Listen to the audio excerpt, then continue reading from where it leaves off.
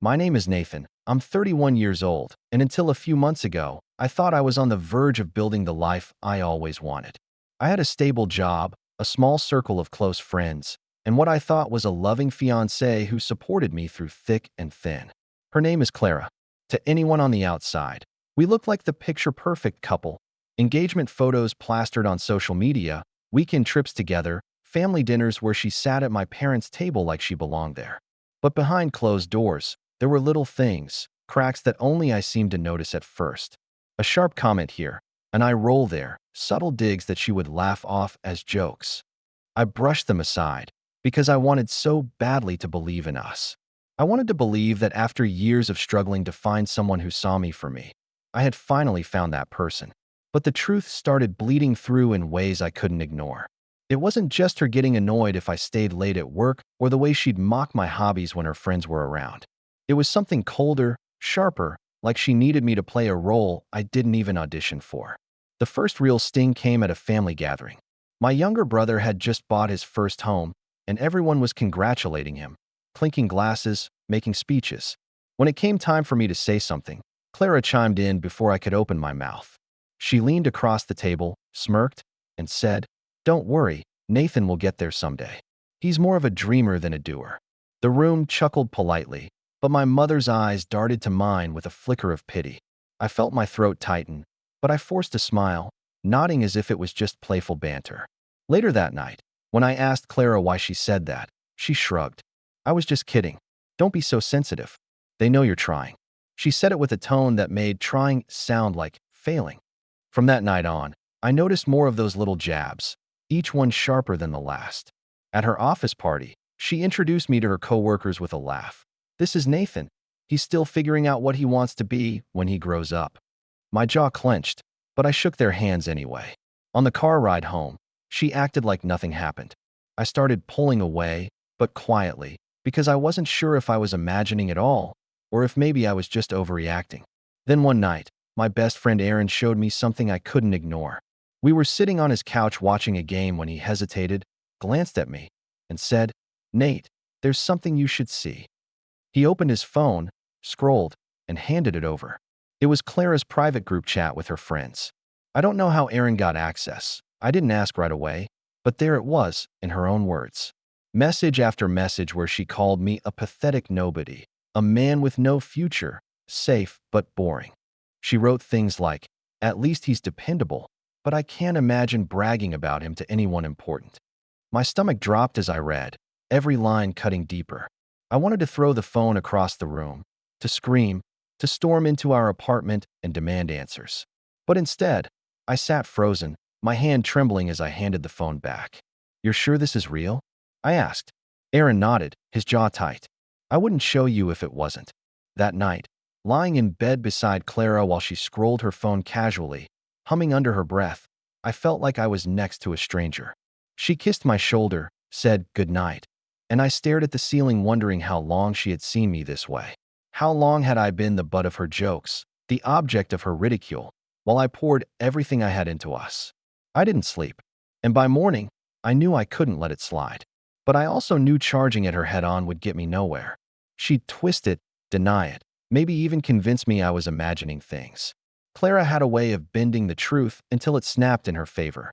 So I called Aaron, my voice low and steady, and asked him a question I never thought I'd ask. "How do you feel about a little role play?" Aaron was quiet for a moment, then said, "Tell me what you're thinking." And that was the start. The seed of an idea that would grow into something much bigger, something Clara would never see coming. The days after I discovered Clara's messages were some of the hardest I've ever lived through. It's strange how quickly the mind can shift once the illusion is shattered. Every conversation felt loaded, every glance suspicious. I started replaying past events in my head, and suddenly the puzzle pieces I had ignored for years began snapping into place. For instance, Clara had always been oddly close with my sister, Emily. At family dinners, the two of them would sit together, whispering and laughing, occasionally glancing at me in a way that made my stomach tighten. I used to brush it off as paranoia, telling myself it was just girl talk. But now, with the knowledge of what Clara really thought of me, I couldn't shake the suspicion that Emily knew more than she let on. One Saturday afternoon, we were at my parents' house for a barbecue. Everyone was in the backyard, chatting, kids running around, drinks flowing. My dad was showing off his new grill, and naturally, the conversation turned to who would host the next family event. Before I could even offer, Clara chimed in. Oh, definitely not Nathan. He still hasn't fixed that old couch in the living room. I'd be embarrassed if people sat on it. Everyone laughed, except me. My mother's lips pressed into a thin line, but she stayed silent. I felt heat creeping up my neck. Clara turned to Emily and smirked. Am I right? He always talks about fixing things, but nothing ever gets done. Emily giggled and clinked her glass against Clara's. It was subtle, but the favoritism was clear. My sister, who had always been critical of me, seemed to delight in having Clara as her ally. They built each other up by tearing me down, and I stood there, holding a paper plate with a half-eaten burger, trying to pretend it didn't sting. Later that night, as we drove home, I asked Clara why she said that. She shrugged, not even looking at me. It's true, isn't it? Besides, it was funny. Lighten up, Nate. The casual dismissal, the way she acted like my feelings were insignificant, it cut deeper than the words themselves. But that wasn't the only incident. At her workplace, Clara started climbing the ladder, earning recognition for her projects. I was proud of her, genuinely. I wanted to celebrate her wins. But instead of sharing them with me in private, she used them as ammunition in public. At a dinner with her colleagues, she raised her glass and said, "To hard work paying off. Some of us actually make things happen." Her coworkers chuckled politely. I sat there, my face burning, pretending to sip my drink. The worst part was how she manipulated my parents. My mother, despite sensing something was wrong, seemed swayed by Clara's charm. She's just pushing you to be better. Mom told me once when I confessed how hurtful Clara's comments were. Sometimes love looks like tough love. No, I thought. This wasn't love. This was belittling, plain and simple. But Clara had a way of spinning things. If I confronted her, she'd laugh, kiss me on the cheek, and say, "You're overthinking everything again. It's why I worry about you. You take life too seriously." And then she'd turn it back on me, making me feel like the fragile one, the unreasonable one. By this point, Aaron and I had already discussed the broad strokes of the plan. He would accidentally bump into Clara at her favorite cafe near her office, strike up a conversation, and see where things went. I hated that it had come to this. But part of me wanted to see if Clara would reveal her true colors when tempted. Would she stay loyal? Or would she confirm what I already suspected, that I was nothing more than a placeholder in her eyes? But before Aaron could even step in, Clara gave me another gift-wrapped confirmation. It was at my cousin's engagement party. I was introducing Clara to a few distant relatives, trying to be polite, when she leaned close to one of them and said, loud enough for me to hear, "I keep telling Nathan he needs to be more ambitious. Otherwise, I'll be the only one carrying this relationship." She said it with a laugh, but her eyes flicked toward me with a sharpness I couldn't ignore. That night, lying awake beside her again, I thought about every little slight, every time she had chosen someone else's approval over my dignity. My chest felt heavy, but beneath the weight was something else, something sharper, like steel being forged in fire. I wasn't going to confront her with anger or plead for her respect. No, I was going to let her dig her own grave, one shovel of arrogance at a time. Aaron texted me the next morning. "Ready to start?" I stared at the message for a long time before replying, "Yes. Let's see how far she'll go." And with that, the real tension began to build. Clara had no idea her world was about to tilt, and the best part? She would think she was the one in control the whole time. Aaron's role began on an ordinary Wednesday afternoon. At the cafe Clara visited religiously after work. She always ordered the same thing, a caramel latte with extra drizzle and a blueberry muffin she'd pick apart daintily while scrolling her phone. I knew her routine like clockwork, which made it easy for Aaron to accidentally cross paths with her. He called me afterward, his voice calm but laced with something heavier. She didn't even hesitate, Nate. I introduced myself, made small talk, and within 5 minutes she was laughing, twirling her hair, leaning in like she'd known me forever. My stomach sank. Part of me had hoped she'd shut him down, that I'd be wrong, that all her cruelty had been some twisted way of coping with stress. But Aaron's words hit like a hammer. "She didn't even mention you," he continued. "Not once. When I asked if she was seeing someone, she smiled and said, 'Not seriously. Not seriously.' The fiancé I'd spent years building a future with had erased me in an instant, all for the thrill of attention. For the next few weeks, Aaron kept the act going. He'd run into her by chance again and again. At the cafe, near her office, even at the bookstore she liked. Each time, she leaned in closer, asked more questions, and eventually offered him her number. Aaron kept me in the loop, screenshotting their texts, sending me recordings of their conversations when they met in public. I listened in disbelief as Clara complained about me, spinning me into some pitiful caricature. "He's comfortable," she told Aaron once over coffee. "But sometimes I feel like I'm babysitting him.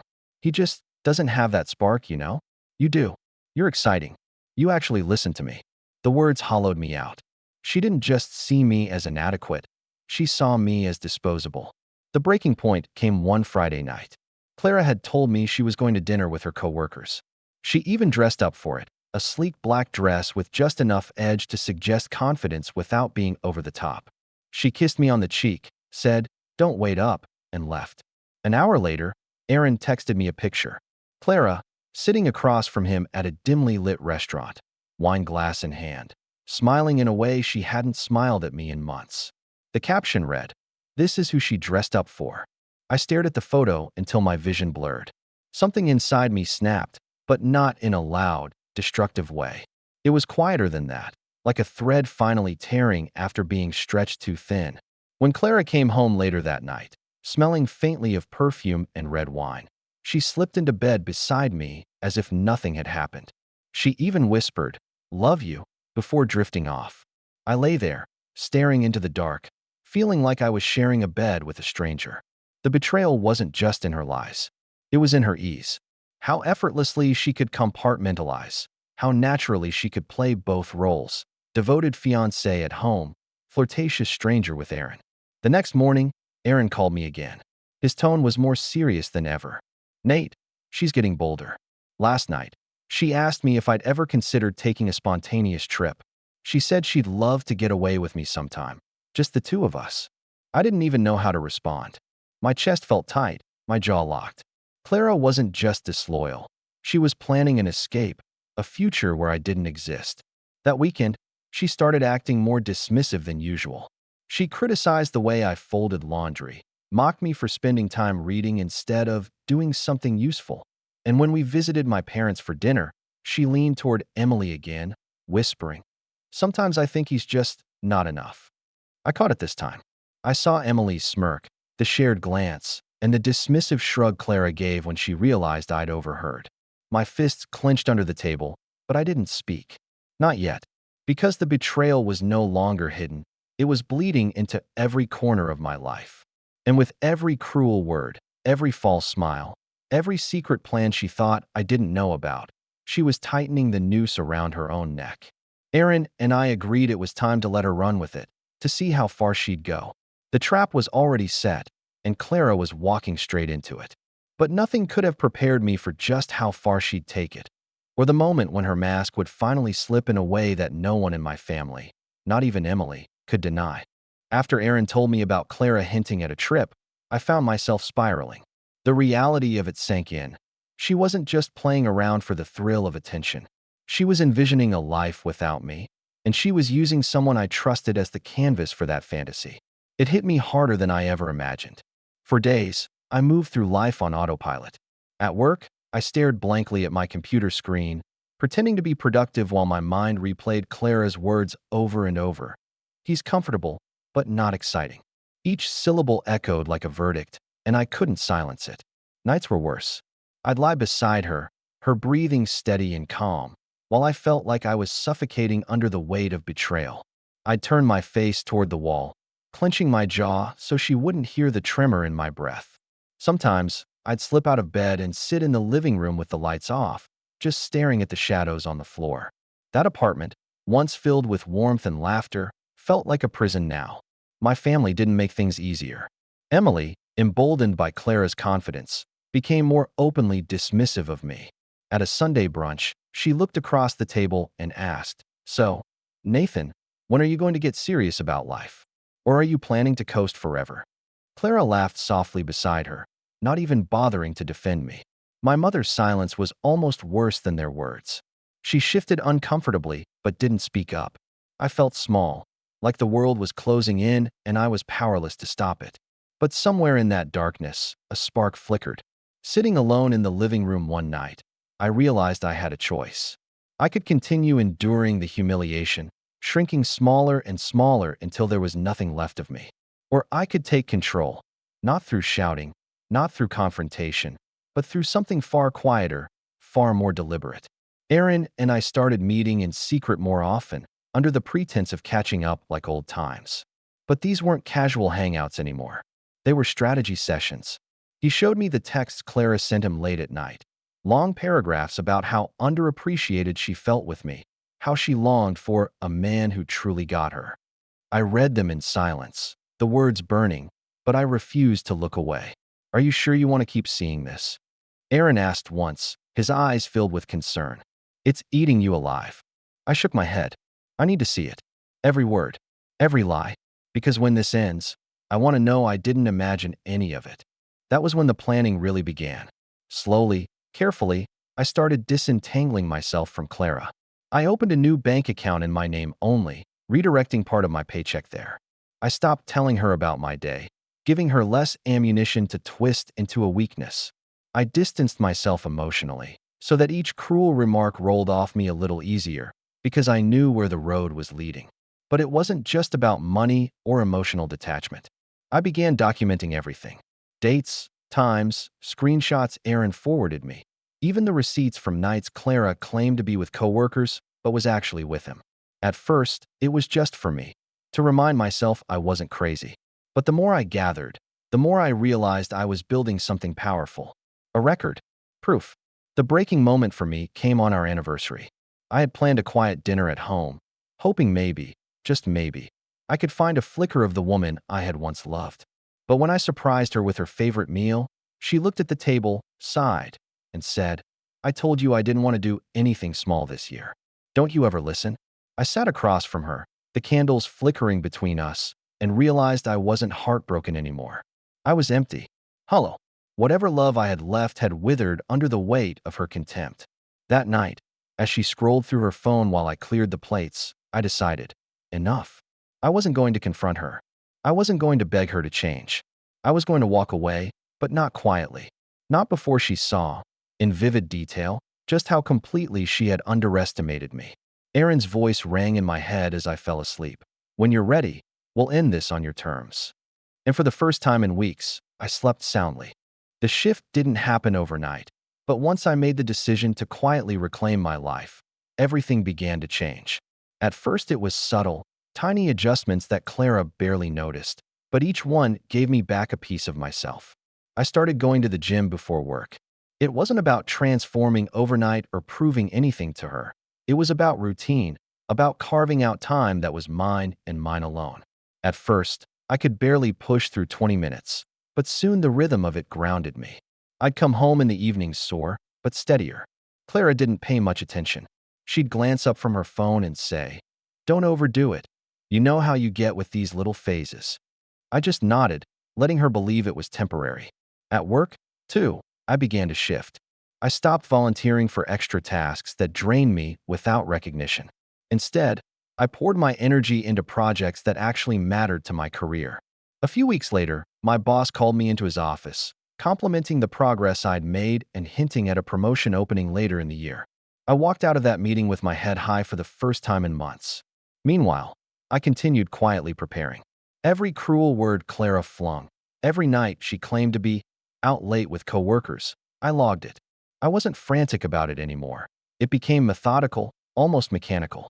The more evidence I gathered, the calmer I felt, because I knew the day would come when she wouldn't be able to talk her way out of the truth. Aaron, too, was proving invaluable. He kept me updated on her every move, every text, every dinner disguised as work. One night, he called me after she left his company. "She's planning a weekend trip," he said. "She wants to take me out of town." I closed my eyes, gripping the phone tighter. It should have hurt. Months ago, it would have shattered me. But instead, I found myself oddly detached, almost analytical. "Good," I said quietly. "Let her show who she really is." What Clara didn't know was that I had already begun creating distance in ways she couldn't reverse. My finances were split, my emotional energy redirected, and even my family, who had often sided with her subtle manipulations, was beginning to notice the cracks. At another family gathering, Emily made her usual jab about me not being ambitious enough. But this time, I didn't shrink. I looked her dead in the eye and calmly said, "Funny, I just had a conversation with my boss about my future here. But I guess some people prefer tearing others down instead of looking at their own reflection." The silence at the table was palpable. For once, Clara didn't laugh. She shifted uncomfortably, as if realizing the balance of power was no longer firmly in her hands. Slowly, I started reintroducing joy into my life, things I had abandoned because of her criticisms.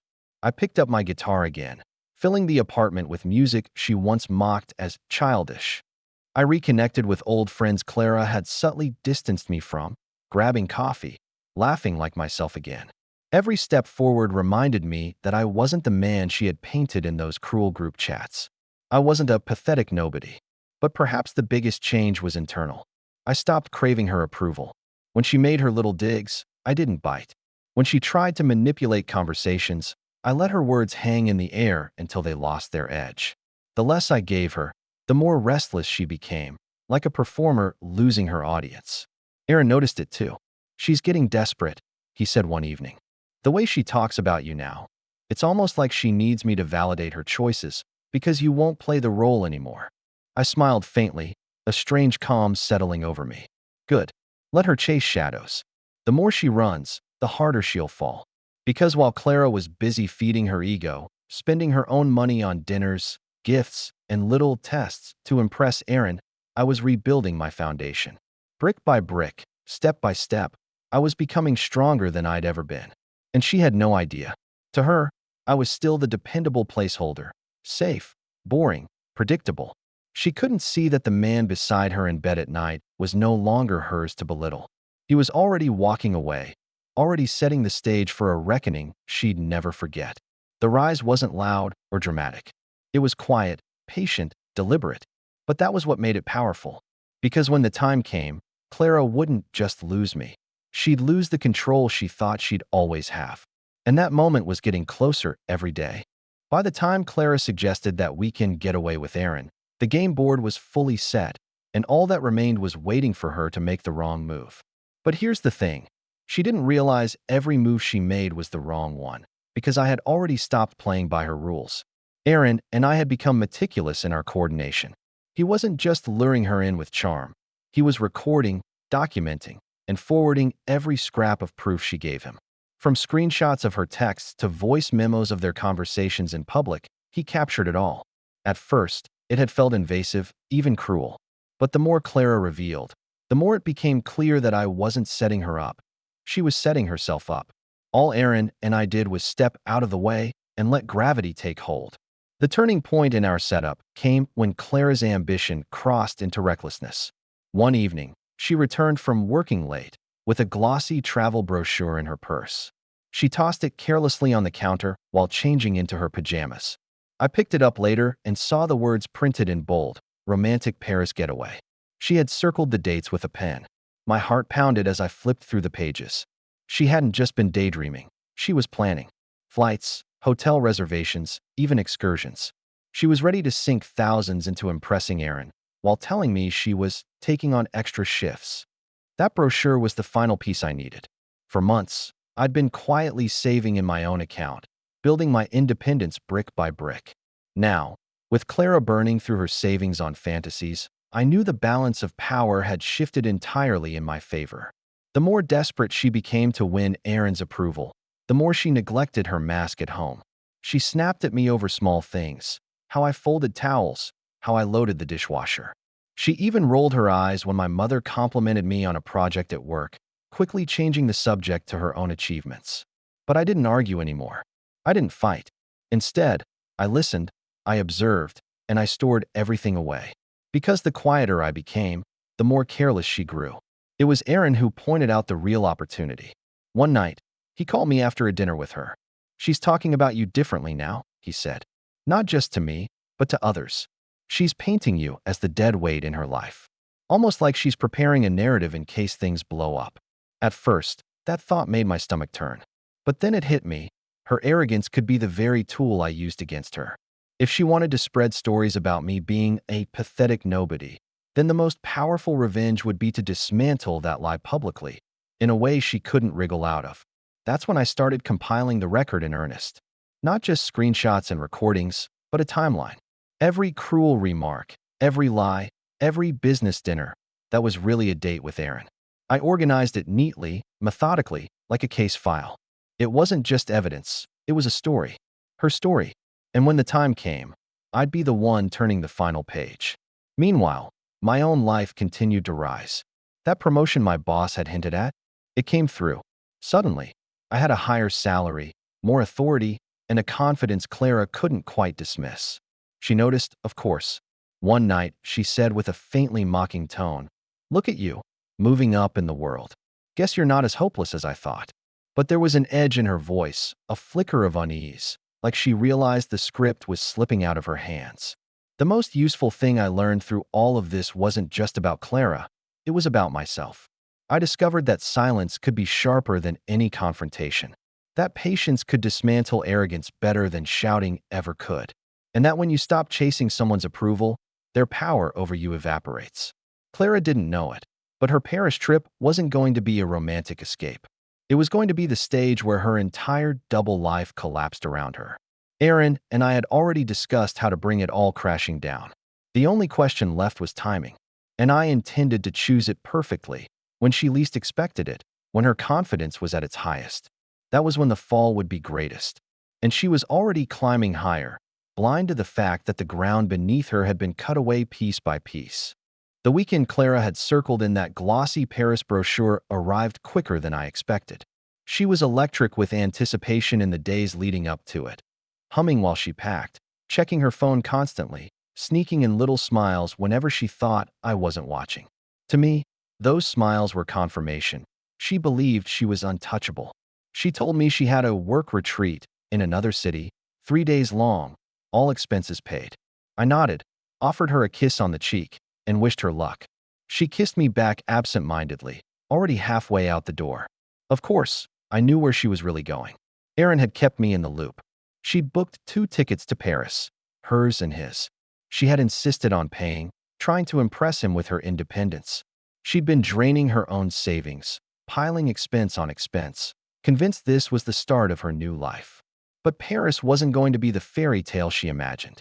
Erin played his part perfectly. At the airport, just before boarding, he kept her talking, kept her distracted, until her phone buzzed. She pulled it out, expecting another one of his teasing messages. Instead, she froze. Her face drained of color. It was a picture. A simple one. Me and Erin, sitting side by side on his couch, both smiling at the camera. My arm draped casually on the backrest. His caption beneath it, "Guess you've been dating us both along." Erin told me later the way she looked at him was almost comical. Mouth open, eyes wide, a little tremor in her hands. She stammered, What is this?"